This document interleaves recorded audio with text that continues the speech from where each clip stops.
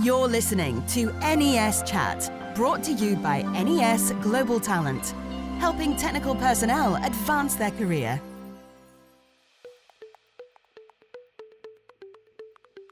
Hello and welcome to NES Chat with me, Lauren. In today's climate, social distancing is the new normal. Although many countries are slowly opening up, networking in the traditional sense through conferences and events is generally still restricted. But networking is vital to career progression. For many, it helps them to develop and improve their skills, stay on top of the latest trends in their industry, meet prospective mentors, and more. So, in the era of social distancing, how can we network effectively despite being unable to meet face-to-face with others? To help us answer this question, I'm joined by Nicholas Tregellis, NES Operations Manager in China. Nick has worked within recruitment for 10 years in the UK, Dubai, Houston, and now China. Nick, welcome to NES Chat. Thanks, Lauren. Thanks for having me. You're very welcome. Shall we get straight into it? Yes, please. Okay, so obviously we're talking all about networking today. And first of all, I'd like to ask, why is networking so important? Well, I think there's a number of different ways you can view that, really. I think just in general, in work as well as in social atmospheres, it's always useful to continually think about and action. It helps you develop and improve a skill set. It keeps you up to date with the latest trends, certainly work-wise in your industry. And it's also just sort of growing as an individual, dealing with different people, understanding their backgrounds and mindsets, I think is really, really useful. In terms of a kind of professional atmosphere, it can certainly help you meet prospective mentors, clients, depending on your role. And I think there's there's two main areas of networking. The first would be internal networking, and the second would be with prospective networking. I would refer to it as, which would be new prospects, clients, etc.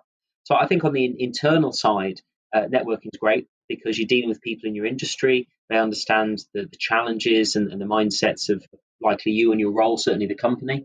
And I often find networking with different people and being inquisitive, you learn so much. I mean, they can let you know what's been successful, in their role, what's not worked, challenges they faced, how they've overcome them.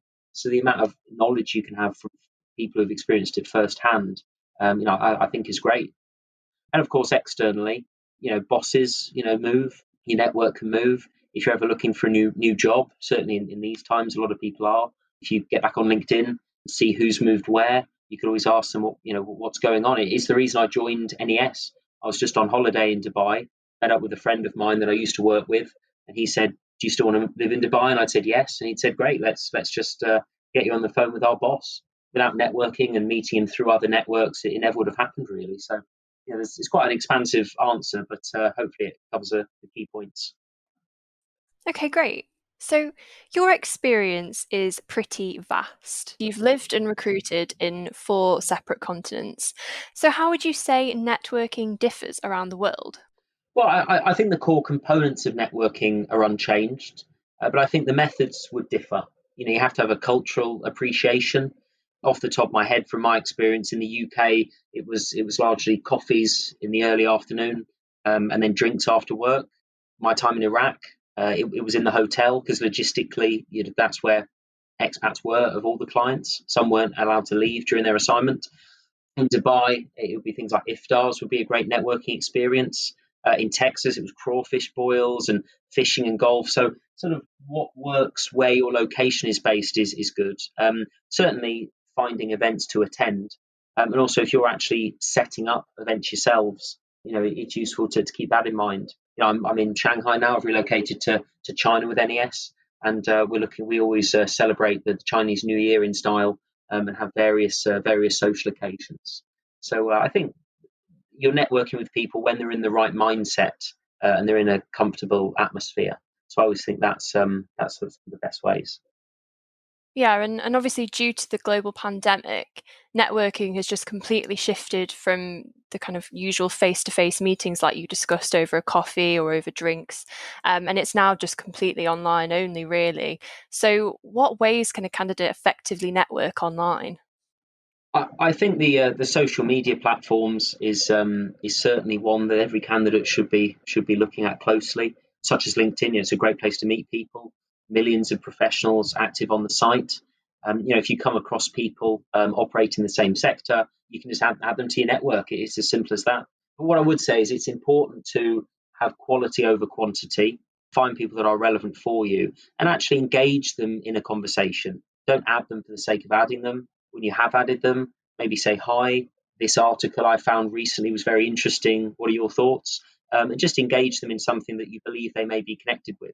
Often have a scan over all their history. The amount of times I've seen people I've been to the same university as, have the same hobbies and interests, or worked for a company where somebody I know likely worked at the same time, they may know them. So just adding credibility when you reach out. There are also plenty of online groups, so I'd say join as many of these that are relevant as well to your sector.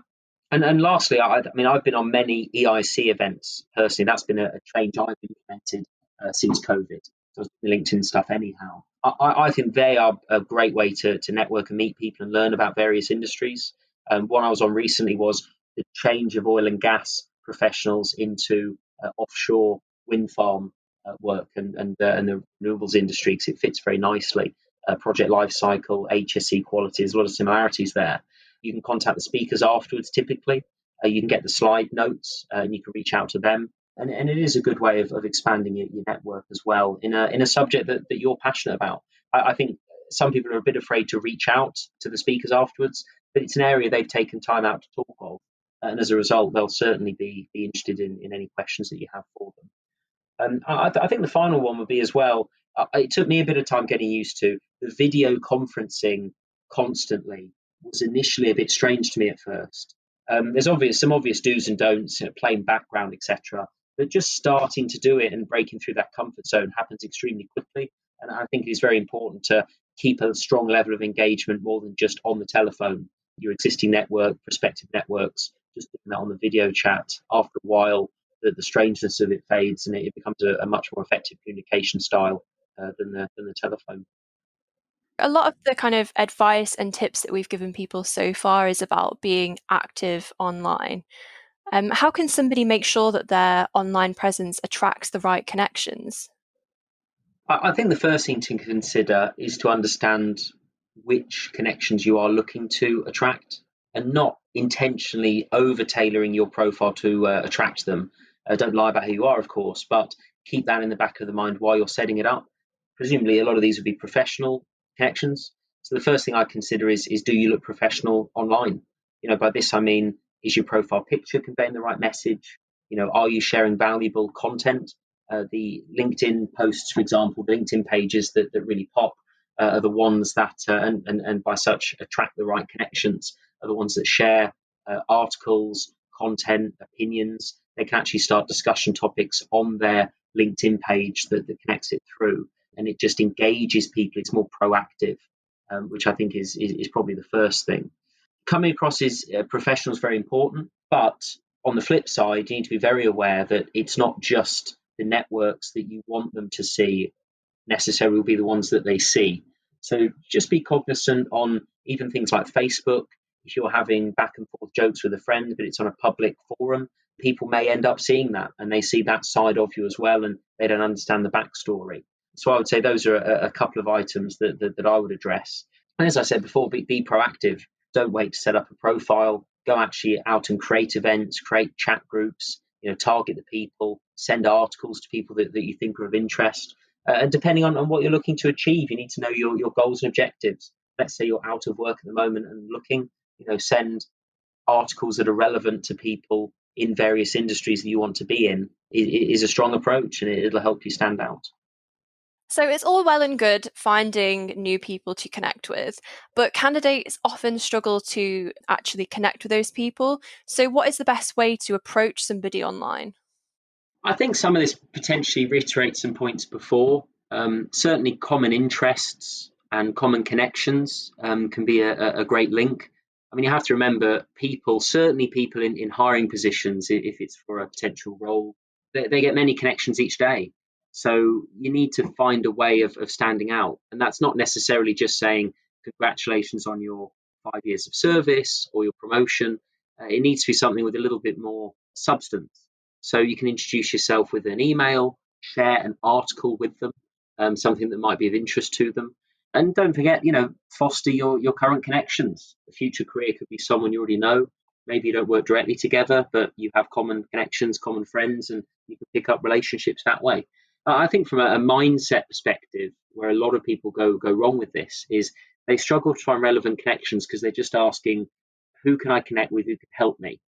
And that comes across very clearly when people receive the messages and the invites. So potentially, how can we work together? You will be someone who adds value and knows things that they don't.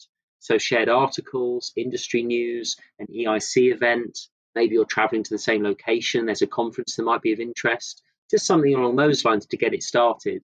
So it's coming from more of a selfless place than one of self-interest. And it's just two equals who happen to have connected, as opposed to you reaching out, trying to get something from them. And of course, a major way to connect with somebody and gain visibility online is to actually produce your own content. So, do you have any tips for candidates looking to write their own articles or share some more posts online? Yes, the key advice I would give is to write about what you know. You'll need to expect questions and potentially calls on the subject. Certainly, if you put your hand up for an online presentation or discussion forum, as a result, you need to have the experience and it will come naturally. It's a way of attracting people in. Now, if you're concerned that you haven't been in the industry too long, whatever it is that you do, find something that you do well that potentially may be quite niche and not that known to others. There will be something that people who have been doing the same role as you 30 years are not as good at. You just need to find what that is and become the sort of expert on that for the calls. And it'll just give you the confidence to relax and enjoy it, because that's largely what this is about. Another way to attract new connections is developed by producing the articles online and some posts. Take time to show your network your expertise. Even check in with people that have the expertise before you post it. Could be a good way of connecting with someone. Hi, you've done this for so long. I'm thinking of posting this. What are your thoughts? Do you have any advice? People love giving advice. So develop a network with having them just do what they enjoy doing. And one word of warning would be always think before you post things. Before you post any content, consider how your boss might read it, colleagues, clients, friends, etc. Obviously, don't use foul language or be too avid politically, religiously charged statements that may offend others, things of that nature. But certainly, if you're on the webinars and the conferences, sometimes confidential information can slip out. So maybe even check in with your boss and the management team what you can and can't say on a certain subject. And lastly, due to obviously the global pandemic, many conferences and events that you would normally attend in person are now virtual. Do you have any advice for candidates attending one of these virtual events? Yes, I think it would be easy to miss seminars and networking events when you attend an event virtually. You might have companies contacting you regularly for the ADIPEC, for example. So you need to go out and explore what the options are online. I did it myself recently, and there's far more than I was actually expecting. And so it's actually a result of whittling down the events and conferences you think you'll get some value out of. Similar to before about being genuine. Don't just go on an event to try and connect with people. Actually do have an event that you're interested in and engaged in, because that'll certainly come across. I would say dedicate the time in your calendar when you found the event and make a plan of what you want to get out of it, what you'd like to contribute, what you'd like to learn. Often, if there's many speakers, you can receive the content prior. You can look on the speaker's background, have questions prepared potentially, and utilize that to get the most out of it, like anything else. On a sort of practical note, it's important to minimize distractions, set up a quiet space, and silence your phone so you can focus. Plain white background for any webinar content. It's just distracting if there's things in the background and people are looking at that more than you, certainly at the beginning. And your camera will be on for the webinars, and often when you speak, it'll automatically pick it up. So just be aware of that when you're on the calls. A lot of people have small children. Just let them know you'll be on a call and they can't be, interrupting you. And I think finally, a lot of online events have network spaces formed where you can connect with other attendees. You can contact them afterwards, spend a bit of time getting to know each other. What you'll find is certainly in a discussion forum, you'll pinpoint out who you click with and who it's worth investing your time with afterwards. Even if they're just in the same boat as you, you can still connect and work together in that regard. Just a great opportunity to get to know experts in your field and gain knowledge. Okay, so that's all we've got time for today. Thanks so much for joining us, Nick, and sharing your expertise. Oh, you're welcome. Thanks very much for having me, Lauren. If you're looking to increase your network online, I hope this episode helped you to master the art of virtual networking. If you're looking for more career advice, you can find us on SoundCloud or iTunes. Just search NES Chat. So far, we've discussed video interview techniques, CV formatting tips, and more. You can also find insights on our website, nesgt.com. Thanks so much for listening.